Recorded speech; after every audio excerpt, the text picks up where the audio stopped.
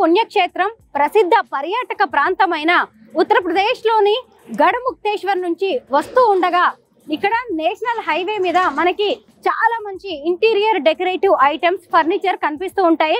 మనం ఇక్కడ చూడొచ్చు ఎంత అందంగా కనిపిస్తున్నాయో. వీటన్నిటిని వేటితో తయారు చేస్తారు అంటే వెదురు అలాగే చెరుకు గడలు ఉంటాయి కదా, చెరుకు రసం తీసేసిన తర్వాత ఉండే పిప్పితో వీటిని తయారు చేస్తూ ఉంటారు. ఉత్తరప్రదేశ్ లోని చాలా మందికి ఇదొక జీవనోపాధి. రకరకాలైన వస్తువులను కూడా ఇందులో ఉపయోగిస్తూ ఉంటారు. చూసారు కదా ఎంతెంత కలర్ఫుల్ గా ఉన్నాయో. వీటిని రకరకాలైన ఊల్ లాంటి వాళ్ళతోటి, తాళ్లతోటి, అలాగే వెదురుతో పాటు చెరుకు పిప్పితో పాటు ఇంకా వేరే రకాలైన చెట్ల పిప్పిని కూడా వీటికి వాడుతూ ఉన్నారు. ఇక్కడ ఉత్తరప్రదేశ్ గఢముక్తేశ్వర్ లోని ఇక్కడ చాలా కుటుంబాలు వీటిని తయారు చేసే పనిలోనే ఉంటారు. వీటన్నిటిని కూడా చేతులతోనే తయారు చేస్తారు. సోఫా సెట్స్ ఉంటాయి, చైర్స్ ఉంటాయి, టీపాయ్స్, టేబుల్స్, ఇంటీరియర్ డెకరేటివ్ ఐటమ్స్, రోటీ మేకర్స్, ఇలా చిన్నపిల్లలు వాడుకోవడానికి చిన్న చిన్న చైర్స్ కావచ్చు, జూలాలు, ఉయ్యాలలు, చాలా వస్తువులు ఇక్కడ మనకు కనిపిస్తూ ఉంటాయి.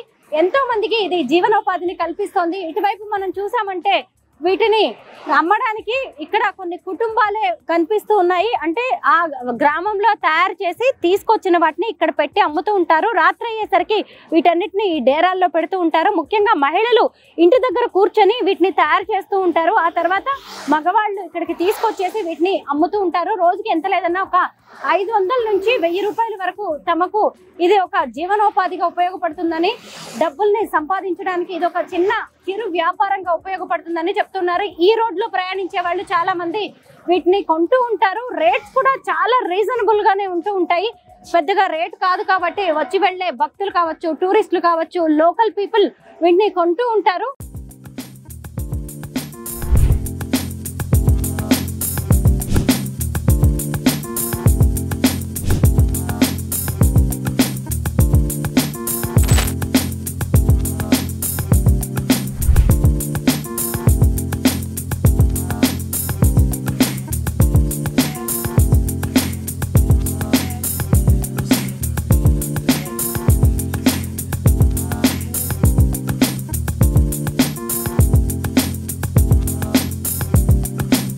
సహజంగా మనం రోటీస్ ని స్టీల్ లేదంటే గ్లాస్ బౌల్స్ లో కానీ పెద్ద పెద్ద బర్తన్స్ లో కానీ పెడుతూ ఉంటాం కదా.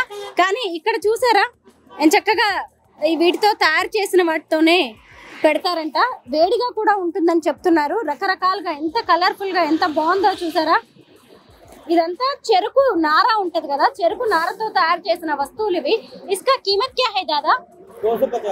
250 అంటే 250 చెప్తున్నారు. దీన్ని 250 చెప్పినా 200 రూపాయలకి ఇచ్చే అవకాశం ఉంది. లేదంటే మనం ఇంకాస్త బార్గెయిన్ చేస్తే కూడా తక్కువ రేట్కి రావచ్చు. దీని మీద మూత కూడా చూసారు ఎంత కలర్ఫుల్ గా ఉందో. రకరకాల సైజుల్లో ఇవి మనకి ఇక్కడ దొరుకుతూ ఉన్నాయి.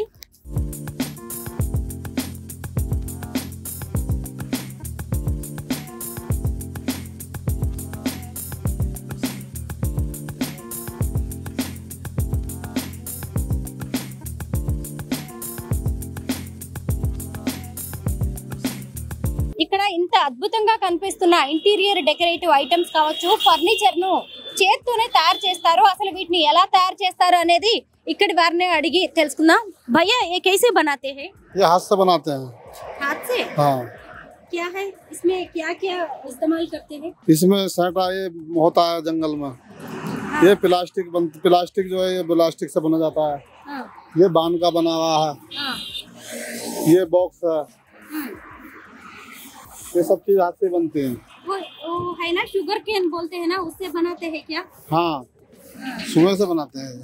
उसका छिलका से बनाते हैं बोलते हैं। हाँ, इसका छिलका उतार कर सेंटे का, जब इसे साफ करके और जब बनाया जाता है। कीमत कैसे रहते हैं इसका? ये कीमत है साहब इसका 550 रुपए का है। 550 का? हाँ। 550 अंट మనం బార్గెయిన్ చేస్తే తగ్గించే అవకాశం కూడా ఉంటుంది. और इसका ये झूला पड़ता है 450 रुपए का, 450 रुपए का। हर दिन कितना कमाते हैं आप? बचा लेते हैं 500-700 रुपए। इतना ही? हाँ।